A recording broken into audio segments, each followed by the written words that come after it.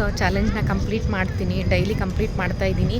So ನಾನು video upload ಮಾಡಿಲ್ಲ ಅಂದ್ರೂ ಡೈಲಿ ಮಾಡ್ತಾಯಿದ್ದೀನಿ. Hi everyone, welcome back to Usha Kapoos vlog. ನಾನು ತುಂಬ ಟೈಮ್ ಸ್ಪೆಂಡ್ ಮಾಡೋದು ಅಂತೇಳಿದರೆ ಅದು ಕಿಚನ್. ಸೊ ನಾನು ಯಾವ ರೀತಿ ಕಿಚನ್ ಆರ್ಗನೈಸ್ ಆಗಿ ಇಟ್ಕೊಂಡಿದ್ದೀನಿ ಅಂತ ಹೇಳ್ಬಿಟ್ಟು, ಜೊತೆಗೆ ಗ್ರಾಸರೀಸ್ ಎಲ್ಲ ತೊಗೊಂಡು ಬಂದರೆ ನಾನು ಯಾವ ರೀತಿ ಜೋಡಿಸ್ಕೋತೀನಿ ಅಂತೇಳಿ ಕಂಪ್ಲೀಟಾಗಿ ಈ ವಿಡಿಯೋದಲ್ಲಿ ನೋಡ್ಬೋದು ನೀವು. ನಾನು most of the time spend ಮಾಡೋ ಜಾಗ ಅಂತೇಳಿದರೆ ಅದು ಕಿಚನ್. ಸೊ ಅದಕ್ಕೊಂದು ಸ್ವಲ್ಪ ಜಾಸ್ತಿ ಪ್ರಿಫರೆನ್ಸ್ ಕೊಟ್ಟು ಒಂದು ಸ್ವಲ್ಪ ನೀಟಾಗಿ ಇಟ್ಕೊಳೋಕ್ಕೆ ಟ್ರೈ ಮಾಡ್ತಾ ಇರ್ತೀನಿ. ಸೊ ಕಿಚನ್ ಚೆನ್ನಾಗಿತ್ತು, ಚೆನ್ನಾಗಿ ಕಾಣಿಸ್ತಾ ಇದೆ ಅಂತ ಹೇಳಿದರೆ ಸೊ ಅಡುಗೆ ಮಾಡಲಿಕ್ಕೂ ಕೂಡ ಇಂಟ್ರೆಸ್ಟ್ ಬರುತ್ತೆ ಅಲ್ವಾ. ಸೊ ಅದಕ್ಕೇ ಹಾಗೆ ಇನ್ನು ರೇಷನ್ ಏನಾದರೂ ಬಾಕ್ಸ್ಗಳಲ್ಲಿ ಖಾಲಿ ಆಯಿತು ಅಂತ ಹೇಳಿದರೆ ಇಮಿಡಿಯೇಟಾಗಿ ಹಾಗೆ ವಾಶ್ ಮಾಡಿ ಇಟ್ಟಿರ್ತೀನಿ. ಸೊ ಎಲ್ಲ ಅಟ್ ಎ ಟೈಮ್ ವಾಶ್ ಮಾಡಬೇಕು ಅಂದರೆ ಸುಮ್ಮನೆ ಬರ್ಡನ್ ಆಗುತ್ತೆ ಅಂತೇಳಿ. ಇಲ್ಲ ಲಾಸ್ಟ್ ರೇಷನ್ ತೊಗೊಂಬಂದಾಗ ಏನಾದರೂ ಸ್ವಲ್ಪ ಬಾಕ್ಸಲ್ಲಿ ಇದೆ ಅಂತ ಹೇಳಿದರೆ ಸೊ ಆ ಟೈಮಲ್ಲೂ ಕೂಡ ಅದನ್ನೆಲ್ಲ ಬೇರೆದಕ್ಕೆ ಟ್ರಾನ್ಸ್ಫರ್ ಮಾಡಿಬಿಟ್ಟು ಕ್ಲೀನಾಗಿ ವಾಶ್ ಮಾಡಿ ಸೊ ಅದನ್ನೆಲ್ಲ ಈ ರೀತಿ ಇಟ್ಕೊಂಡು ಕ್ಲೀನಾಗಿ ಡ್ರೈ ಮಾಡ್ಕೊಂಡ್ಬಿಡ್ತೀನಿ. ಹಾಗೆ ಇಲ್ಲಿ ಎಲ್ಲ ಬಾಕ್ಸ್ನೂ ಕೂಡ ಕ್ಲೀನಾಗಿ ಒರೆಸಿಟ್ಟು ಹಾಗೆಯೇ ಶೆಲ್ಫ್ ಕೂಡ ಒರೆಸ್ಕೊಳ್ಳೋಣ ಅಂತ ಹೇಳ್ಬಿಟ್ಟು ಅದನ್ನು ಕೂಡ ಕ್ಲೀನಾಗಿ ಒರೆಸ್ಕೊತಾ ಇದ್ದೀನಿ. ಜಸ್ಟ್ ನಾನಿಲ್ಲಿ ಲೈಝಾಲ್ನ ಸ್ಪ್ರೇ ಮಾಡಿಬಿಟ್ಟು ಹಾಗೆ ಡ್ರೈ ಬಟ್ಟೆಯಲ್ಲಿ ನೀಟಾಗಿ ಒರೆಸ್ಕೊತಾ ಇದ್ದೀನಿ. ಅಂದರೆ ಕಾಕ್ರೋಚಸ್ ಆಗಿರ್ಬೋದು ಅಥವಾ ಚಿಕ್ಕದು ಯಾವುದಾದ್ರೂ ಹುಳ ಇತ್ತು ಅಂತ ಹೇಳಿದರೆ ಸೊ ಅದು ಎಲ್ಲ ಅವಾಯ್ಡ್ ಆಗುತ್ತೆ ಅನ್ನೋದಕ್ಕೆ ನೀಟಾಗಿ ಈ ಥರ ಒರೆಸ್ಕೊತೀನಿ. ಅಂದರೆ ಒಂದೇ ಸರಿಗೆ ಯಾವುದೋ ಒಂದು ಹಬ್ಬ ಅಥವಾ ಏನಾದರೂ ಬಂತು ಅಂದರೆ ಆವಾಗ ಕ್ಲೀನ್ ಮಾಡ್ಕೊಬೇಕು ಅಂದರೆ ಹೆವಿ ಆಗುತ್ತೆ, ಮನೆ ಹಬ್ಬದ ಪ್ರಿಪ್ರೇಷನ್ ಜೊತೆಗೆ ಇದನ್ನು ಮಾಡ್ಕೊಬೇಕು ಅಂತ ಹೇಳಿದರೆ. ಸೊ ಅದಕ್ಕೆ ನಾನು ಯಾವಾಗಲೂ ಕೂಡ ರೇಷನ್ ತೊಗೊಂಬಂದಾಗೇ ಇದೆಲ್ಲ ಕೆಲಸ ಮುಗಿಸ್ಕೊತೀನಿ. ಆವಾಗ ನನಗೆ ಎನಿ ಟೈಮ್ ನೋಡೋಕ್ಕೂ ಕೂಡ ಚೆನ್ನಾಗಿರುತ್ತೆ. ಜೊತೆಗೆ ಯಾರಾದರೂ ಬರ್ತಾರೆ ಅಂದಾಗ ಆವಾಗ ಇಮಿಡಿಯೇಟಾಗಿ ಕ್ಲೀನ್ ಮಾಡಬೇಕು ಅನ್ನೋದೇನು ಇರೋದಿಲ್ಲ ಈ ರೀತಿ ಕ್ಲೀನ್ ಮಾಡ್ಕೊಳೋದ್ರಿಂದ. ಸೊ ಎನಿ ಟೈಮು ನೀಟಾಗಿಯೇ ಇರುತ್ತೆ ಅನ್ನೋದಕ್ಕೆ ಈ ರೀತಿ ಮಾಡ್ಕೋತೀನಿ ನಾನು. ರೇಷನ್ ತೊಗೊಂಬಂದಾಗ ಮಾತ್ರ 1 or 2 days ಇದೆಲ್ಲ ಕೆಲಸ ಬೀಳುತ್ತೆ ಬಿಟ್ಟರೆ ಸೊ ನೆಕ್ಸ್ಟ್ ಎಲ್ಲ ಏನು ಜಾಸ್ತಿ ಕೆಲಸ ಇರಲ್ಲ ಅಲ್ವಾ. ಇದನ್ನು ಅದಕ್ಕೆ ಅಟ್ ಅ ಟೈಮ್ ಎಲ್ಲ ಮುಗಿಸ್ಕೊಂಡ್ಬಿಡ್ತೀನಿ. ಹಾಗೆಯೇ ಇನ್ನು ಕೌಂಟರ್ ಟಾಪ್ ಕೂಡ ಎಲ್ಲ ಇದ್ರ ಮೇಲೆ ಧೂಳು ಬಿದ್ದಿತ್ತು ಅನ್ನೋದಕ್ಕೆ ಇದನ್ನು ಕೂಡ ಕ್ಲೀನ್ ಮಾಡ್ಕೋತಾ ಇದ್ದೆ. ಇನ್ನು ಕೌಂಟರ್ ಟಾಪ್ ಅಂತೂ ಎನಿ ಟೈಮ್ ಒಂದು ವೀಕ್ಲಿ 1 times ಆದರೂ ಮಾಡ್ಕೋತೀನಿ. ಏನಕ್ಕೆ ಇಲ್ಲೇ ಅಡುಗೆ ಮಾಡ್ತಾ ಇರ್ತೀವಲ್ವ, ಎಲ್ಲ ಜಿಡ್ಡಾಗಿರ್ಬೋದು ಅಥವಾ ಧೂಳೆಲ್ಲ ಕೆಳಗಡೆ ಇದ್ದೇ ಇರುತ್ತೆ. ಅದಕ್ಕೆ ಕೌಂಟರ್ ಟಾಪನ್ನು ಕ್ಲೀನ್ ಮಾಡ್ಕೋತಾ ಇರ್ತೀನಿ. ಇನ್ನು ನಮ್ಮ ಮನೇಲಿ ರೇಷನ್ ಅಂತ ಹೇಳಿ ತೊಗೊಂಬಂದರೆ ಅದು 3 monthsಗೆ 1 time ತೊಗೊಂಬರ್ತೀವಿ. ಏನು ಬೇಕೋ ಎಲ್ಲ 3 monthsಗೆ ಆಗೋ ಅಷ್ಟೇ ತೊಗೊಂಬಂದಿರ್ತೀವಿ. ಇಲ್ಲ ಚಿಕ್ಕ ಪುಟ್ಟದ್ದು ಏನಾದರೂ ಖಾಲಿ ಆಯಿತು ಅಂತ ಹೇಳಿದರೆ ಸೊ ಅದನ್ನು ನಿಯರ್ ಇಮಿಡಿಯೇಟಾಗಿ ಆರ್ಡ್ರ್ ಮಾಡ್ಕೋತೀನಿ. ಇಲ್ಲ ಅಂತ ಹೇಳಿದರೆ ನಿಯರ್ ಶಾಪಲ್ಲಿ ಹೋಗಿ ತೊಗೊಂಬಂದಿರ್ತೀವಿ ಅಷ್ಟೇ. ಹಾಗೆ ಇನ್ನು ತೊಗೊಂಬಂದಿರೋದನ್ನೆಲ್ಲ ಫಸ್ಟು ಸಪ್ರೇಟ್ ಮಾಡ್ತಾ ಇದ್ದೀನಿ. ಅಂದರೆ ಈ ಬಾತ್ರೂಮ್ ಐಟಮ್ಸು ಅಥವಾ ವಾಷಿಂಗ್ ಮಿಷಿನ್ಗೆ ಹಾಕೋ ಲಿಕ್ವಿಡ್ಸು ಅದನ್ನೆಲ್ಲ ಒಂದು ಕಡೆಗೆ ಕಂಟೈನರ್ ಒಳಗಡೆ ಒಂದು ಕಡೆಗೆ ಇಟ್ಟು ನೆಕ್ಸ್ಟು ಇದನ್ನ ಏನು ರೇಷನ್ ತೊಗೊಂಬಂದಿದ್ದೀನಲ್ವ ಸೊ ಅದನ್ನು ಅಷ್ಟೇ ಹಿಟ್ಟು ಆಗಿರ್ಬೋದು ಅಥವಾ ಕಾಳುಗಳು ಎಲ್ಲದನ್ನು ಕೂಡ ಒಂದೊಂದು ಹತ್ರ ಇಟ್ಟರೆ ನನಗೆ ಹಾಕ್ಕೊಳ್ಳೋಕ್ಕೆ ಬಾಕ್ಸ್ಗೆ ಹಾಕ್ಲಿಕ್ಕೆ ಈಸಿ ಆಗುತ್ತೆ ಅನ್ನೋದಕ್ಕೆ ಎಲ್ಲದನ್ನೂ ಕೂಡ ಸಪ್ರೇಟ್ ಮಾಡ್ತಾ ಇದ್ದೀನಿ.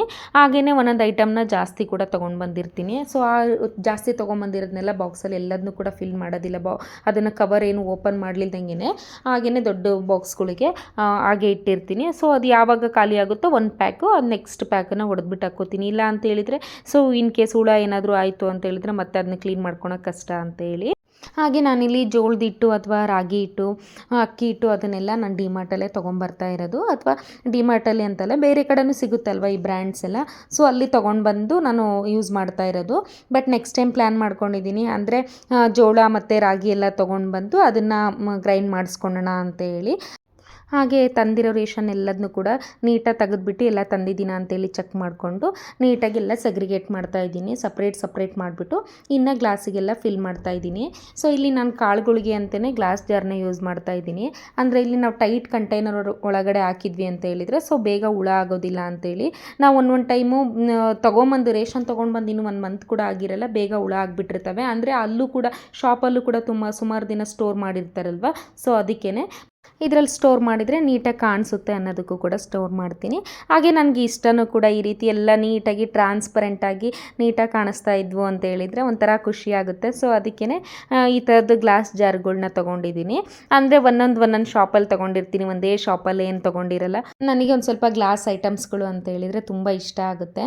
ಸೊ ಸ್ಟೀಲಿಂದು ತೊಗೊಬೇಕು ಅಂತ ಅನ್ಕೋತೀನಿ, ಬಟ್ ಆದರೆ ಅದು ಟ್ರಾನ್ಸ್ಪರೆಂಟ್ ಆಗಿರೋದಿಲ್ಲ ಅಲ್ವಾ. ಸೊ ಇವಾಗೆಲ್ಲ ಬಂದಿದ್ದಾವೆ ಒಂದು ಸ್ವಲ್ಪ ಸ್ಟೀಲ್ ಬಾಕ್ಸಸ್ನ ಕೂಡ ನೋಡಿದ್ದೀನಿ.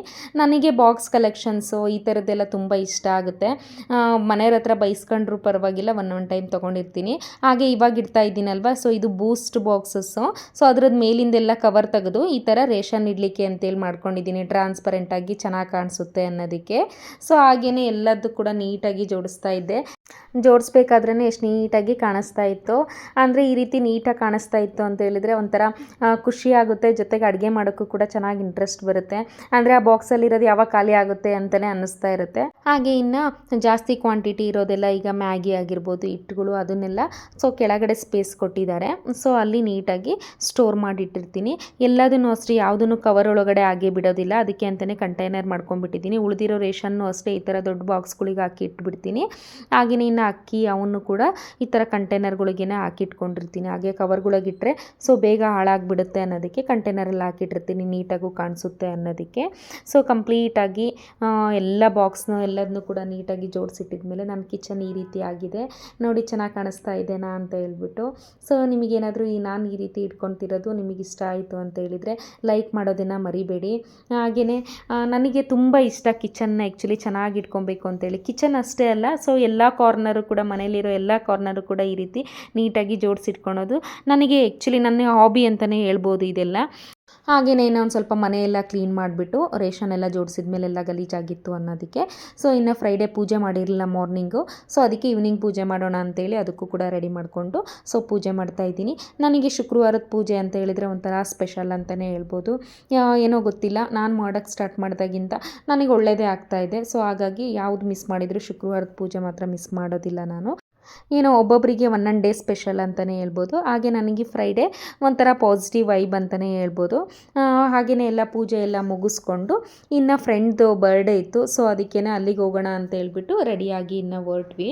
ಸೊ ಅಂದಿವೇನೆ ಕೇಕ್ ತೊಗೊಂಡು ಹೋಗೋಣ ಅಂತೇಳಿ ಇಲ್ಲಿ ಕೇಕ್ ತೊಗೊಳ್ಬೇಕಾದ್ರೆ ಇಲ್ಲೆಲ್ಲ ಕೇಕ್ಸ್ ಇಟ್ಟಿದ್ರು ರೆಡಿ ಮಾಡಿಬಿಟ್ಟು ಅದು ನೋಡ್ತಾ ಇದ್ವಿ. ಎಲ್ಲವೂ ತುಂಬ ಚೆನ್ನಾಗಿದ್ವು ನೋಡಲಿಕ್ಕೇ. ಸೊ ಅದನ್ನ ನೋಡೋಕ್ಕೇ ಇನ್ನು ಮಕ್ಕಳಿಗೆಲ್ಲ ಎಷ್ಟು ಖುಷಿ ಆಗುತ್ತೆ ಅಲ್ವಾ ಈ ಕೇಕ್ಸ್ನೆಲ್ಲ ನೋಡಿ ಅಂತೇಳಿ ನಾನು ಮಾತಾಡ್ಕೋತಾ ಇಲ್ಲಿ ರಾಯಲ್ ಎನ್ಫೀಲ್ಡ್ದು ನೋಡಿ ಎಷ್ಟು ಸಖತ್ತಾಗಿ ಕಾಣಿಸ್ತಾ ಇದೆ ಅಂತೇಳಿ ಬೈಕು.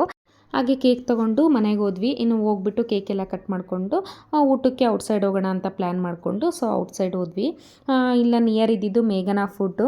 ಸೊ ಹಾಗೆಯೇ ಫುಡ್ಡು ಕೂಡ ಅಲ್ಲಿ ಚೆನ್ನಾಗಿರುತ್ತೆ ಅಂತ ಹೇಳ್ಬಿಟ್ಟು ಅಲ್ಲಿಗೆ ಡಿಸೈಡ್ ಮಾಡ್ಕೊಂಡು ಹೋಗಿ ಹಾಗೆ ಊಟ ಎಲ್ಲ ಮುಗಿಸ್ಕೊಂಡು ಇನ್ನು ಹೊರಗಡೆನೇ ಸೋಡಾ ಕುಡಿಯೋಣ ಅಂತ ಹೇಳ್ಬಿಟ್ಟು ಡಿಸೈಡ್ ಮಾಡಿಕೊಂಡು ಹೊರಗಡೆ ಬಂದು ಸೋಡಾ ಎಲ್ಲ ಕುಡ್ಕೊಂಡು ಇನ್ನು ಮನೆಗೆ ಹೋದ್ವಿ.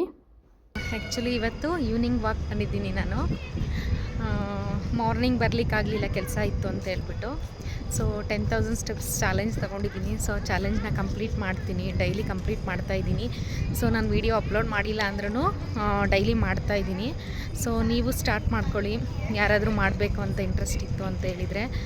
ಸೊ ಇನ್ನೊಂದು ಏನು ಅಂತೇಳಿದರೆ, ಯಾರಾದರೂ ವಾಕ್ ಮಾಡ್ತಾರೆ ಅಥವಾ ವರ್ಕೌಟ್ ಮಾಡ್ತಾರೆ, ಡಯಟ್ ಮಾಡ್ತಾರೆ ಅಂದರೆ ಅವಾಗ ನಮ್ಗೆ ಇಂಟ್ರೆಸ್ಟ್ ಬರುತ್ತೆ. ನಾವೇ ಮಾಡ್ತೀವಿ ಅಂತ ಹೇಳಿದರೆ ಅಷ್ಟು ಇಂಟ್ರೆಸ್ಟ್ ಇರೋಲ್ಲ. ಬೇರೆಯವ್ರು ನೋಡಿಬಿಟ್ಟು ಇನ್ಸ್ಪಿರೇಷನ್ ತೊಗೊಂಡ್ಬಿಟ್ಟು ಸೊ ನಾವು ಮಾಡ್ಬೋದು, ಸ್ಟಾರ್ಟ್ ಮಾಡ್ಬೋದು. ಸೊ ಹಾಗೆ ನಾನು ಮಾಡೋದ್ರಿಂದ ನಿಮಗೆ ಯಾರಿಗಾದ್ರೂ ಇನ್ಸ್ಪಿರೇಷನ್ ಆಯಿತು ಅಂತ ಹೇಳಿದರೆ ತೊಗೊಂಡು ನೀವು ಸ್ಟಾರ್ಟ್ ಮಾಡಿ, ಹೆಲ್ತಿಗೂ ಕೂಡ ಒಳ್ಳೆಯದು. ನನ್ನ ಡೇ ಕಂಪ್ಲೀಟಾಗಿ ಈ ರೀತಿ ಇತ್ತು ಇವತ್ತು. ಸೊ ನಿಮಗೇನಾದರೂ ಈ ಲಾಗ್ ಇಷ್ಟ ಆಯಿತು ಅಂತ ಹೇಳಿದರೆ ಫ್ರೆಂಡ್ಸ್ ಆ್ಯಂಡ್ ಫ್ಯಾಮಿಲಿಗೆ ಶೇರ್ ಮಾಡೋದನ್ನು ಮರಿಬೇಡಿ. ಇನ್ ಕೇಸ್ ಸಬ್ಸ್ಕ್ರೈಬ್ ಮಾಡ್ಕೊಂಡಿಲ್ಲ ಅಂತ ಹೇಳಿದರೆ ಸಬ್ಸ್ಕ್ರೈಬ್ ಮಾಡ್ಕೊಳ್ಳಿ.